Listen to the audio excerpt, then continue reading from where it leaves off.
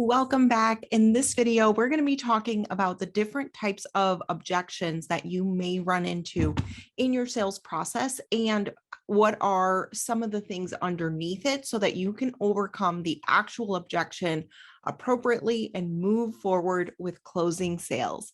And if you want to increase your sales, if you want to get to that six-figure mark, especially with high ticket, you're going to want to really master your sales process and understand what is behind each of the objections that you're hearing when people are not quite ready to join your program. So whenever you are in the sales process and somebody is interested in buying from you, maybe they've had some conversations with you, but you haven't actually gotten them to the point where they're saying yes, instead of feeling defeat, instead of feeling like, oh my gosh, I'm never going to close sales. Oh my gosh, high ticket is hard. Or, oh my gosh, I can't get my coaching business off the ground. Where am I going to get clients, right? Instead of all of that, let's take a look at the conversations and the people that you've already spoken with and what are the actual objections, and then going back and working with that individual to have a mutually beneficial conversation that will help them get closer to their goals, right? That's what you're there to provide coaching for,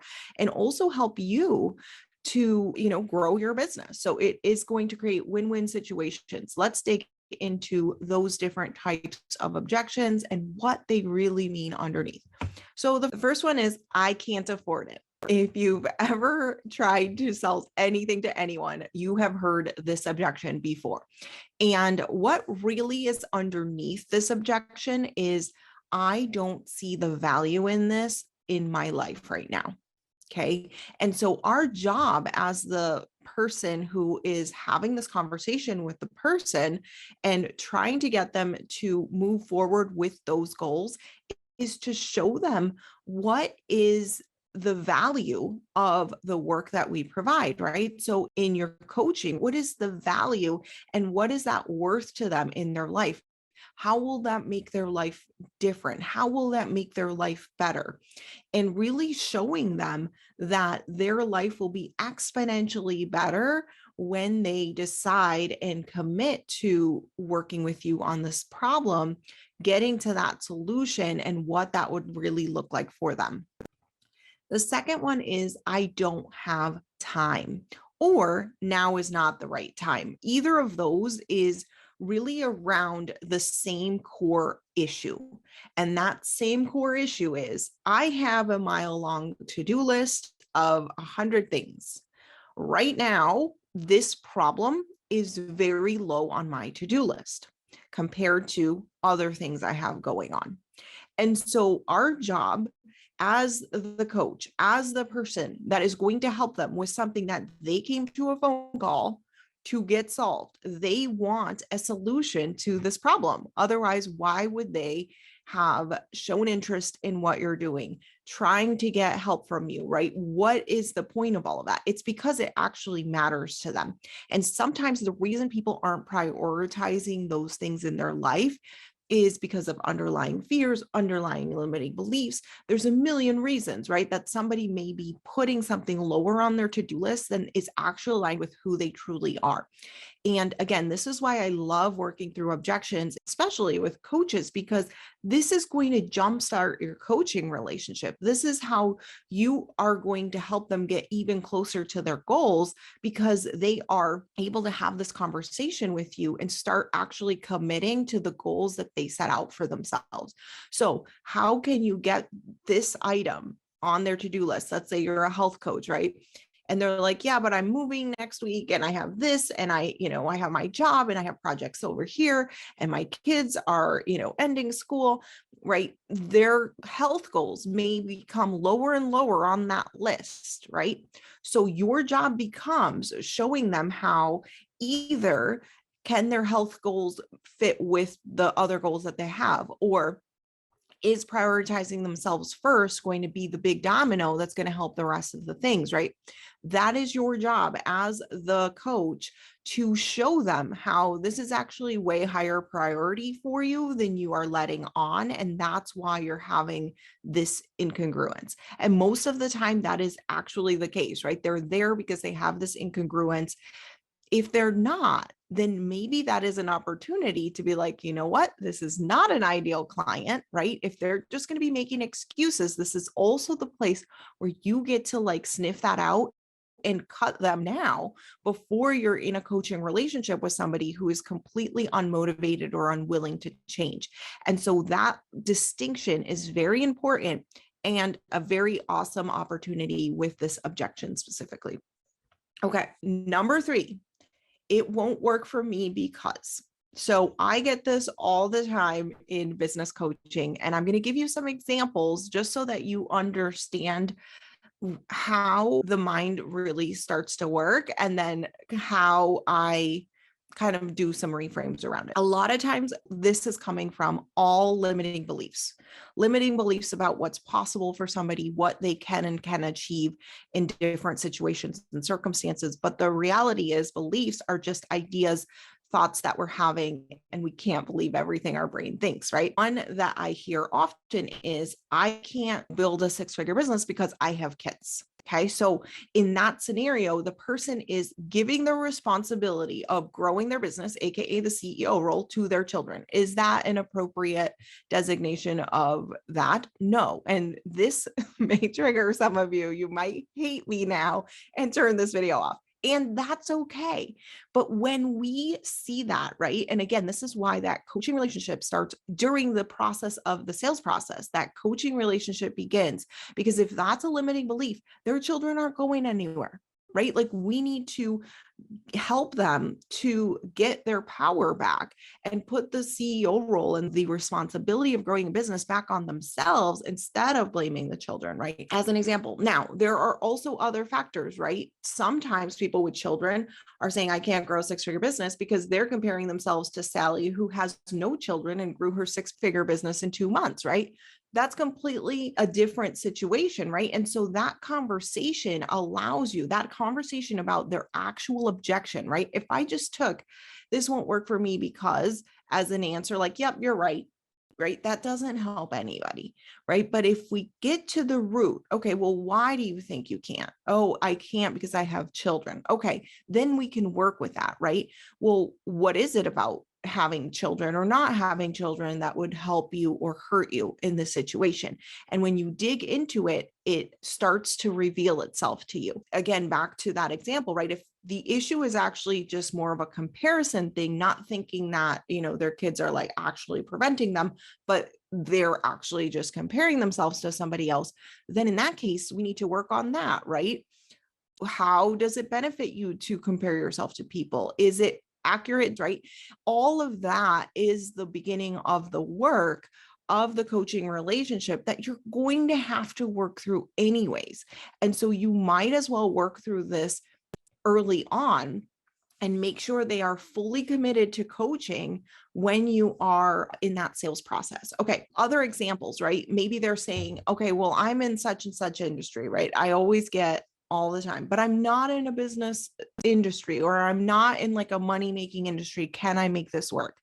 And I always, in this situation, I will cite examples, right? Like, I've worked with parenting coaches and with biologists and with people in all different niches, right? In conflict, in all niches that have nothing to do with making money. And again, going back to that one about value, showing value is a lot more than just saying like, my program is this, you're going to make that. That's not showing value.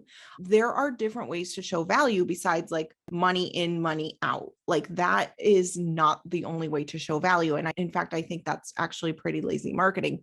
Instead, you want to show the totality of the value of your program.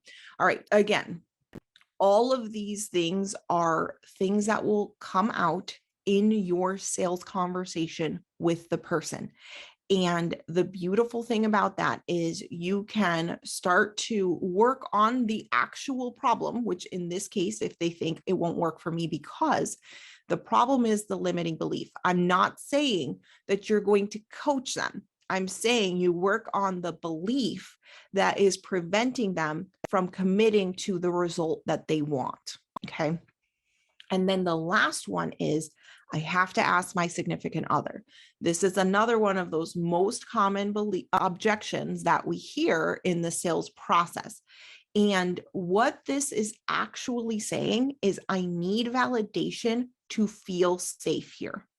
Okay, most of the time. Now, sometimes if you're asking them questions, you'll find out that they're blaming, basically the blaming thing, but like they're basically giving the power to that significant other.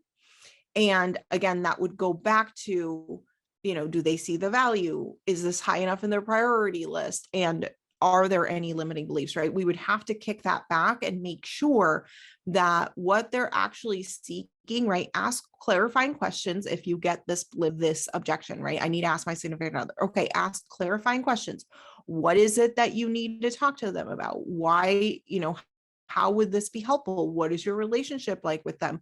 How do you think they will react, right? What are your concerns? Where are you feeling really confident about this? Where are you not feeling really confident about this, right? Because all of that is going to show you what their actual problem is. And if you've gone through it and it's not actually, I can't afford it, it's not that this isn't high enough on my priority list, and it's not a limiting belief, right? Then most often it is, I need validation that I'm making the right choice. Okay.